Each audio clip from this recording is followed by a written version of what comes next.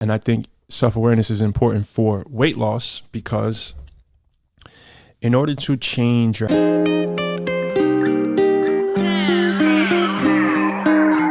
What's the deal, squad? Welcome back to the channel. So this video is going to be really important. This video is about self-awareness and how to master self-awareness.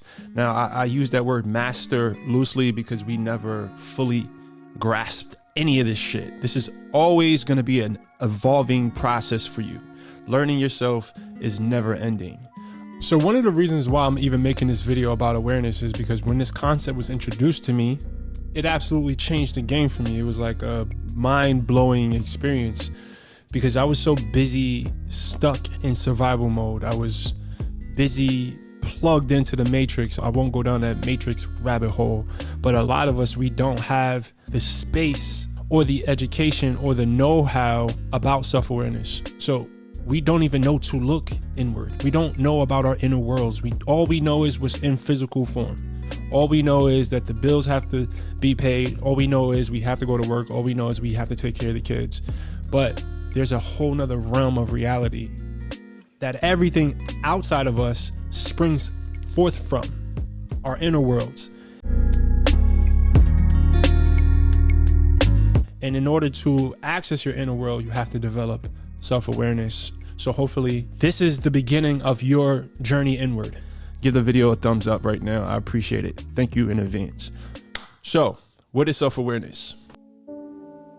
Self-awareness is the ability to notice the nature of your inner world, to notice what's going on with you emotionally, what's happening in your mind, and having the ability to choose a response instead of a reaction to all of these things that are happening in your inner world. Self-awareness is also awareness of your strengths and weaknesses, your limitations, and strategically using that information to make decisions with your life that align you with your truest self. And I guess self-awareness also would be knowing and or at least being in the process of learning what the meaning of your truest self really is. And I think self-awareness is important for weight loss because in order to change your habits, you have to be able to see yourself in an honest way. You need to be able to pick up on patterns. You need to be able to understand your relationship with food. You need to understand yourself emotionally. I think emotional awareness, specifically that part of self-awareness, is one of the most important parts when it comes to weight loss or changing anything about yourself. Any sort of inner engineering that needs to take place in order for you to achieve a goal in your life. Emotional awareness is super duper important for that. Now, I know you're probably thinking, Brix, that sounds amazing, but how do you develop self-awareness? Self-awareness takes courage. It's not always easy to see these parts of yourself, but let's keep this practical. Let me answer that question through the perspective of how I developed self-awareness. For one, just hearing the concept of self-awareness gave me access to self-awareness. It's a thing that once I had language for, it was like, oh, okay. It just put it on my radar. So by now, at this point in the video, you should already be noticing things about yourself that you may not have noticed prior to watching this video. That is the first step in self-awareness. I also have habits and kind of like rituals, if you will, that has helped me sharpen my self-awareness. Because right now, in this moment, I don't care who you are, you now have self-awareness. You were able to check in with yourself. If the words that I'm saying is resonating with you at all, then you have access to the first layer of self-awareness. Now, journaling. There's something magical. Now, I journal. Hold on, let me grab my journal. I journal in an actual journal, right? There's a pen, there's a notebook, and I journal. I want to say every day. There's something magical about channeling your thoughts through a pen. And it's like, sometimes I'll be thinking about things and I won't be able to untangle. Let's say I got some wires crossed in my head. I won't be able to untangle those wires. But when I write it down, it just transmits my thoughts and my emotions in a different way, and it puts it down on paper. It takes it out of my head and onto a paper. So then I have the power to look at it objectively. So that also gives you a different insight on yourself. So journaling is something that I do every day, at the very least 3 times a week. Meditation. Now, I know meditation is probably a word that disconnects a lot of people from what I'm saying, but meditation is a very practical scientific tool.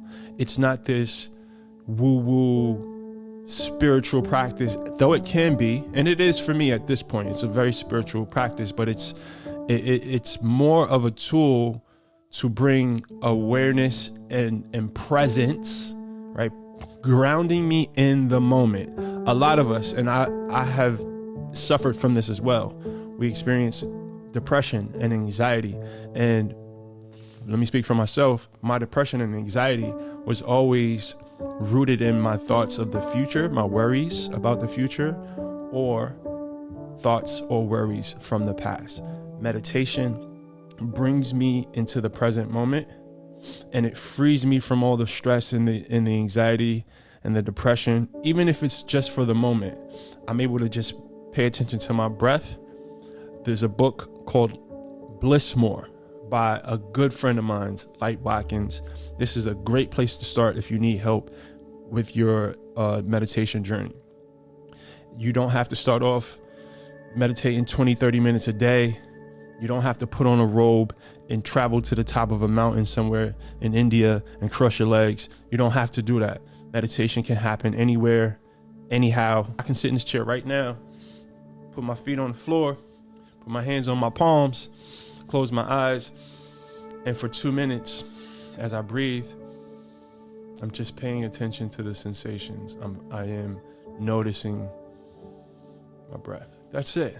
And you do that for 2 or 3 minutes. You start off doing that every day, and you will experience powerful transformation within yourself if you are consistent. It does take time, just like with weight loss, just like with anything. It takes time. So journaling, meditation, also having really smart people in your life that you trust, that know you, that love you, that respect you, that really have your best interests at heart.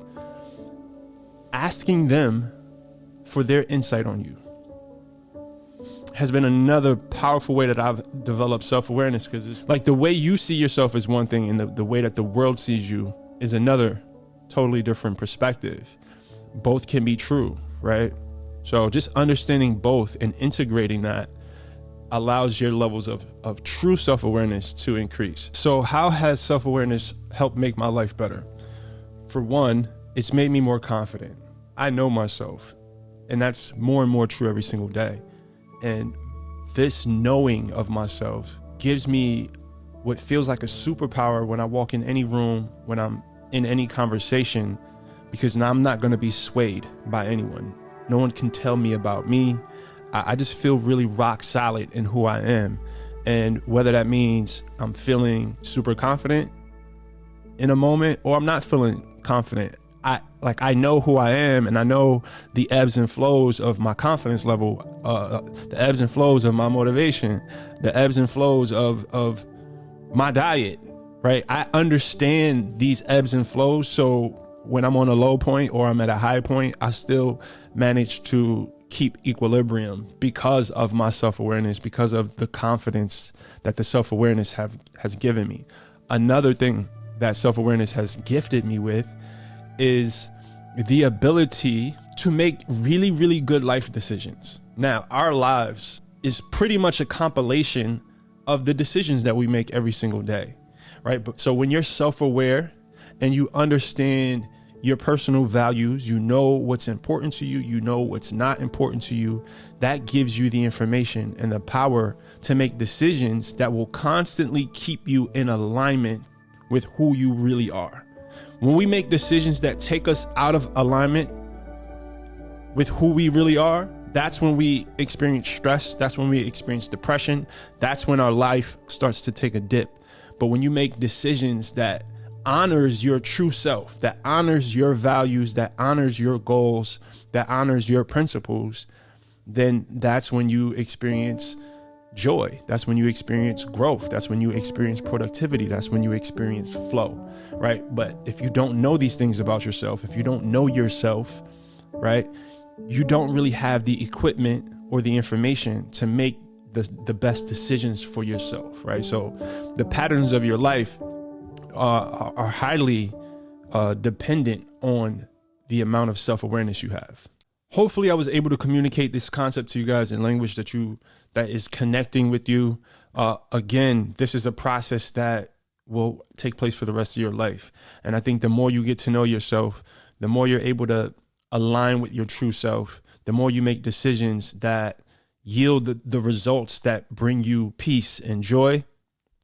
That's the goal. That's the real bag right there. All right, guys, remember, the body that you want is owned by a higher version of yourself.